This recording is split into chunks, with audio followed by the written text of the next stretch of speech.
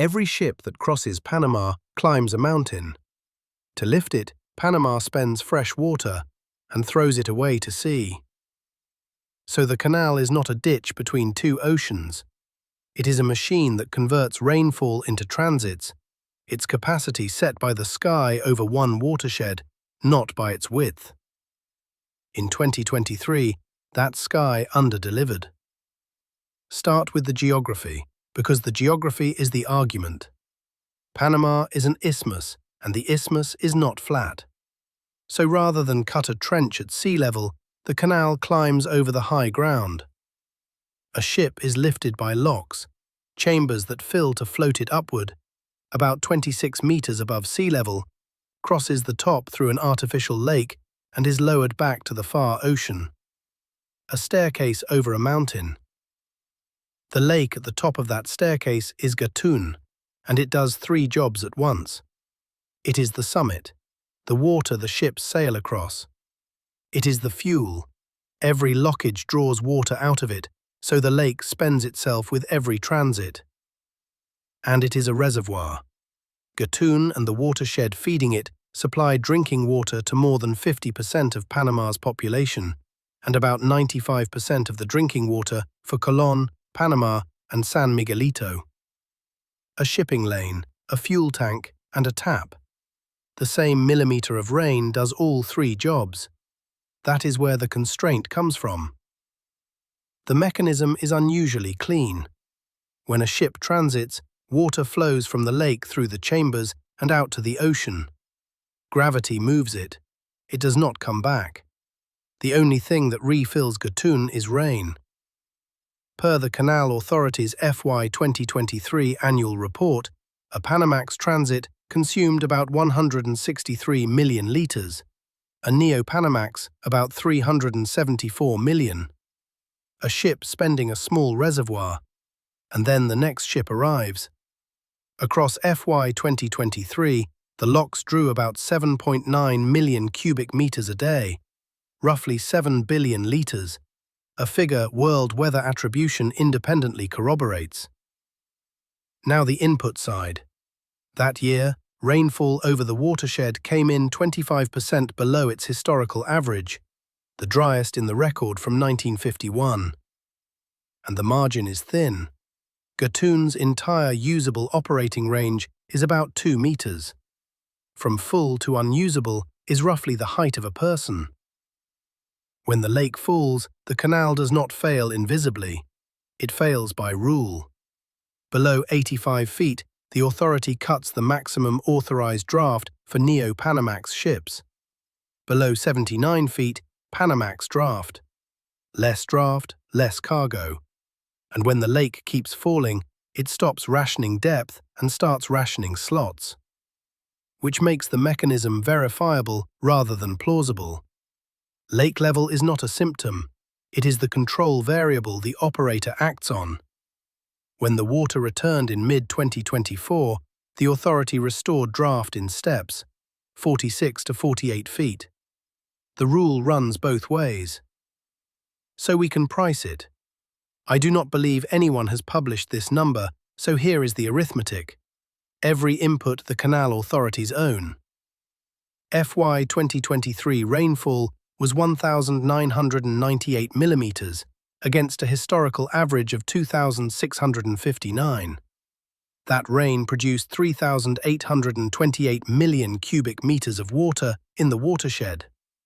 Divide one by the other, an observed yield of about 1.92 million cubic metres per millimetre.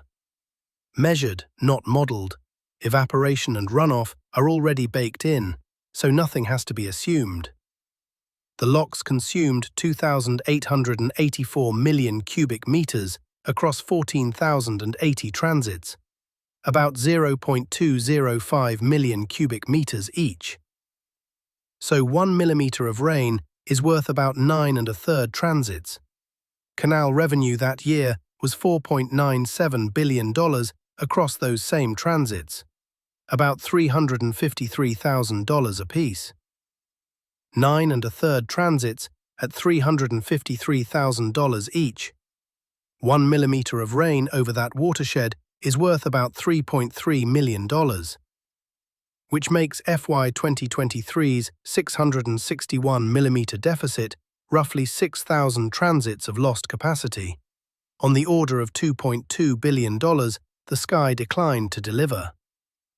One caution: that is a yearly average, not a physical constant, and it credits all canal revenue to lock water when the locks are only 2/3 of what the watershed serve. In a drought, a millimetre is worth more, because it decides whether a slot exists at all. In a wet year, close to nothing, because once the lake is full, the authority spills the surplus. A floor, not a dial. Now, if your constraint is rainfall, and rainfall is the one input you cannot buy, what do? You engineer.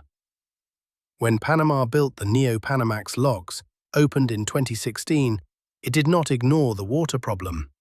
It built directly at it.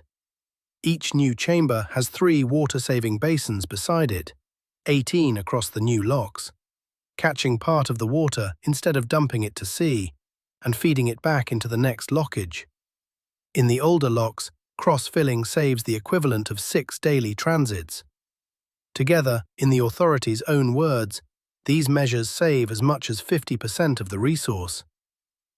Serious engineering aimed precisely at the binding constraint. And here is the fact this entire video turns on. The basins were already running. Not applied afterwards. During the 2023 dry season, before any transit cuts, the basins were running and cross-filling was standing daily practice. The authority's own October 2023 advisory says it plainly. The canal had adopted water-saving measures, including the basins and cross-filling. And then, quote, "Despite all measures taken, the level of Gatun Lake has continued to decline." The engineering worked, and the constraint won anyway. So what did that cost? This is the number most reporting gets wrong.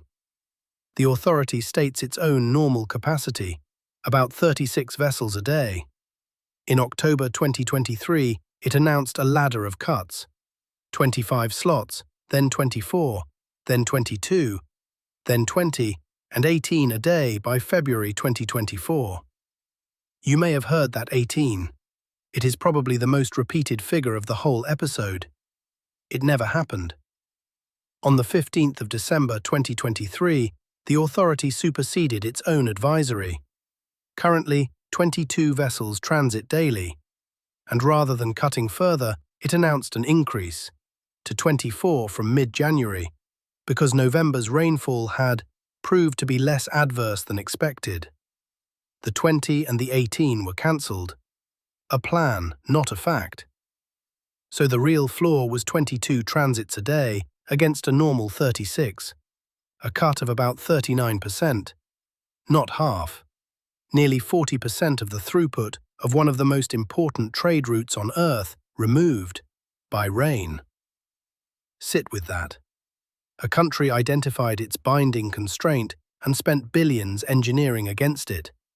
The engineering was deployed, running, working, and the constraint still took nearly 40% of the canal. Which raises the question this video exists to answer. If the engineering was working, what changed? The obvious answer: the weather. It was a historic drought. That is the story told almost everywhere, and it was told as a climate story. I want to give that its full weight because it is not a straw man. Contributions to the watershed were the lowest since 1898, and October came in 41% below average, the lowest October since 1950.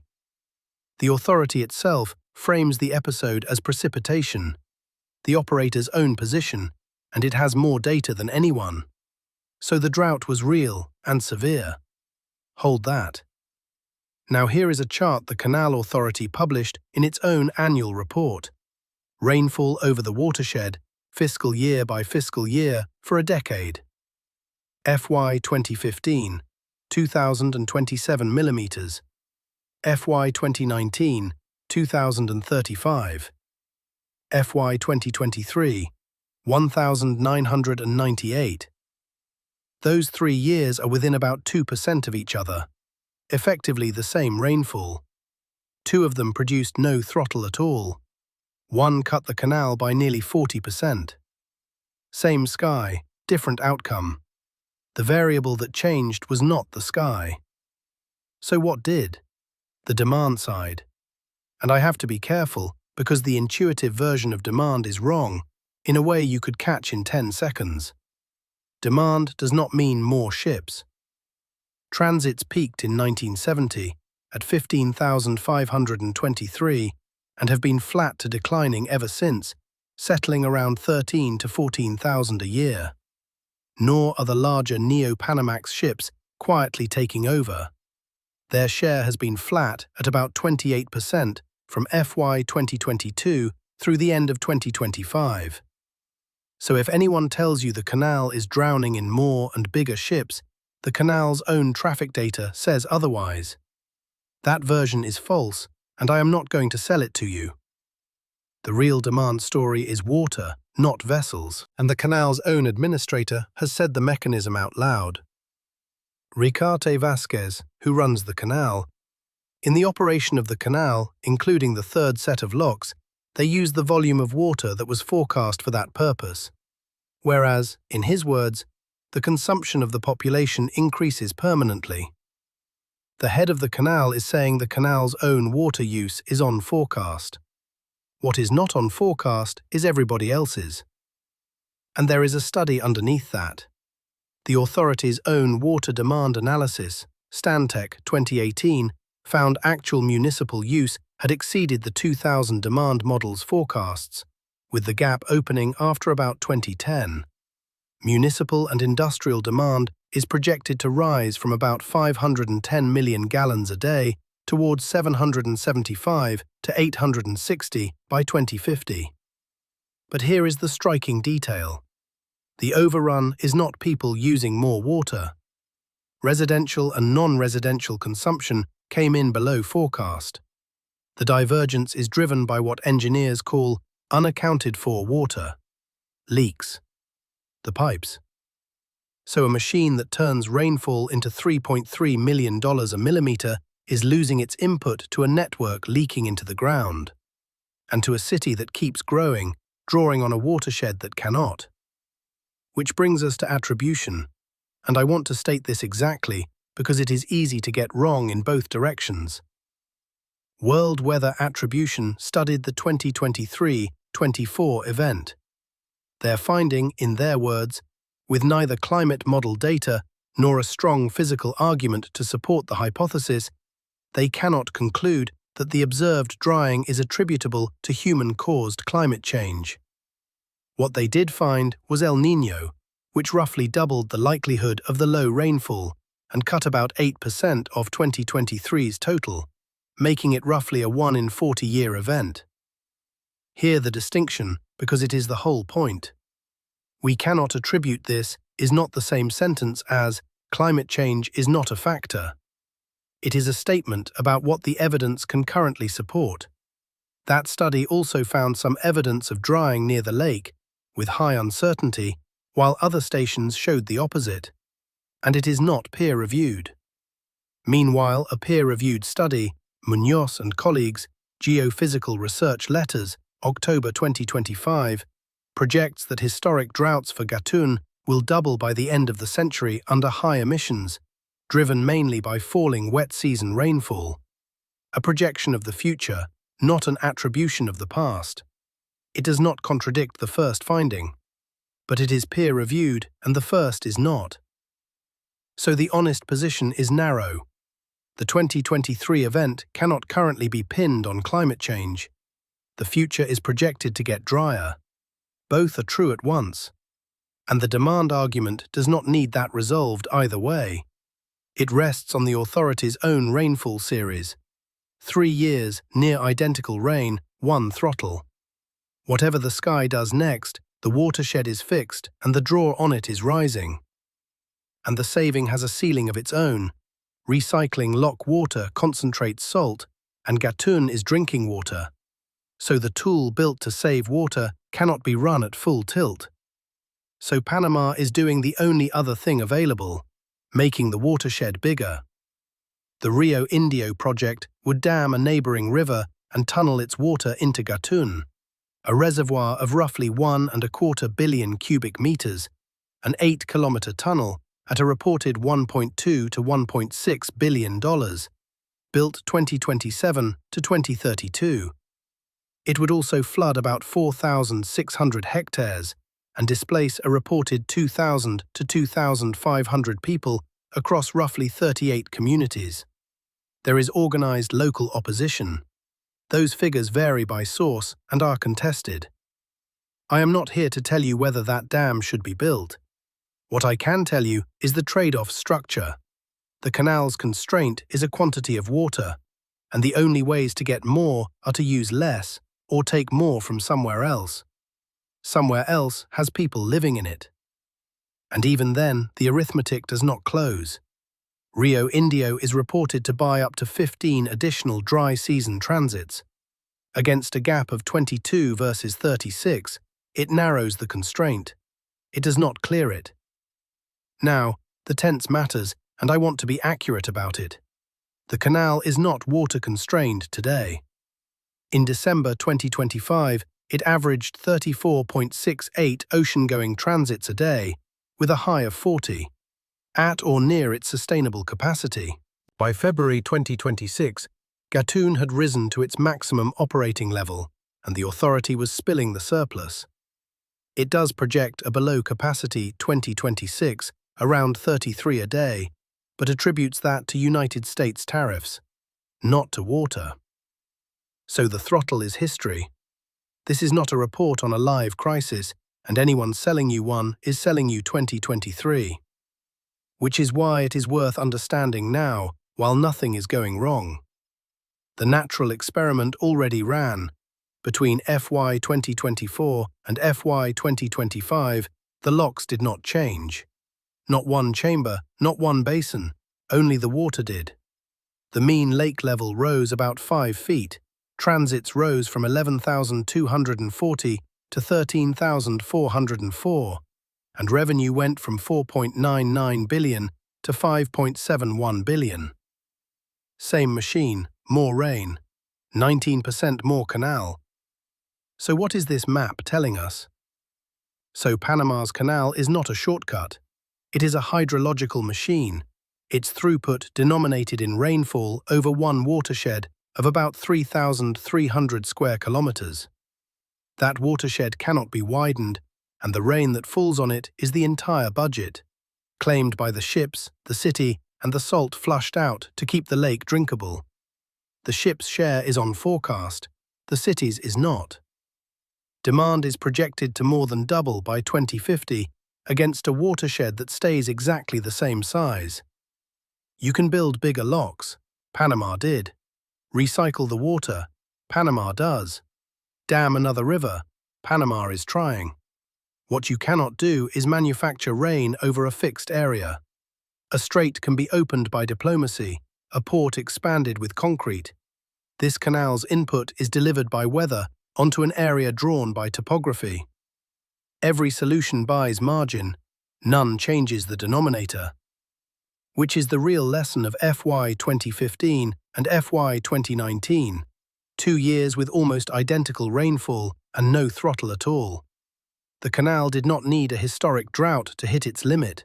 It needed an ordinary dry year arriving when the draw had grown. Every year demand rises against a fixed watershed. The bad luck required to trigger the next throttle gets smaller. The drought was the trigger. It was never the cause. The staircase still climbs over the mountain. The lake at the top is still the fuel and still the tap. And every millimetre of rain that falls on it is still worth about $3.3 million, and worth more than that to the people who drink it. Panama engineered directly at its constraint, with real skill, and the constraint won anyway. That is not a failure of engineering. It is what a hard